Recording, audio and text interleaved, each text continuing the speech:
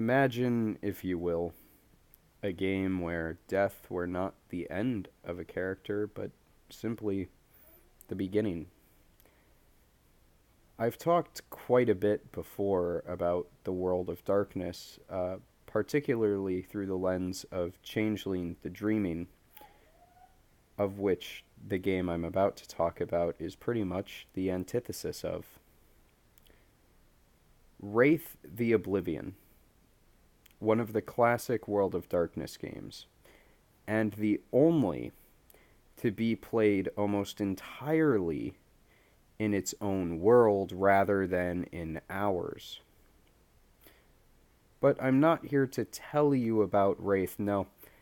I am here to announce that on Fridays, I now play a game of Wraith the Oblivion, taking the part of the storyteller or game master. We have 3 players, and we're going to be meeting every other Friday. And hopefully, should everything go well, I will record the next day and do a little bit of a campaign diary. The campaign itself is called The House My Father Built, and it follows the adventures of 3 ghosts who all come from the same lineage. They have one living descendant who we'll call the protagonist, for lack of a better word. The protagonist is going through a very, very tough time right now. Things have been happening in her life to cause it to spiral out of control.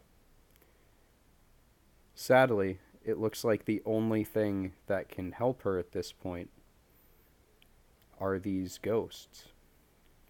And that's an issue, as ghosts have a very hard time interacting with the real world. So, this is the first Wraith game that I've ever written, and this is the first time that I get to look at the game through the lens of a storyteller rather than that of a player. I'm very much looking forward to it. Before I leave today, I will introduce you to our cast of characters. Our living protagonist is named Anna, and she, for the most part, will be played by myself, though we'll see. I might have something up my sleeve for that later. The oldest of the ghosts, and the one to propose this idea to begin with, Louise. Louise is about 400 years dead. He was born in the New World when it was still called the New World. And he has had to live his afterlife unable to move on this entire time.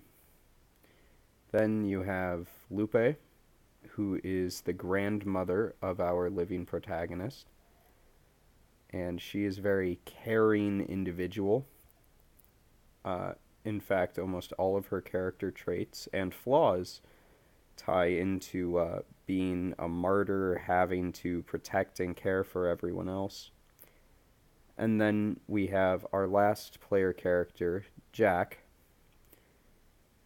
who is a Vietnam soldier who never got to be a veteran, as sadly his life was ended and his unlife began in the jungles of Vietnam. He has the role of our living protagonist's uncle, and one of the first things he saw after crossing over into the land of the dead was the birth of Anna. I am very much looking forward to this game. I know that at least one of my players is. And I very much look forward to being able to share the experience with all of you. Thank you very much. Have a fantastic rest of your evening.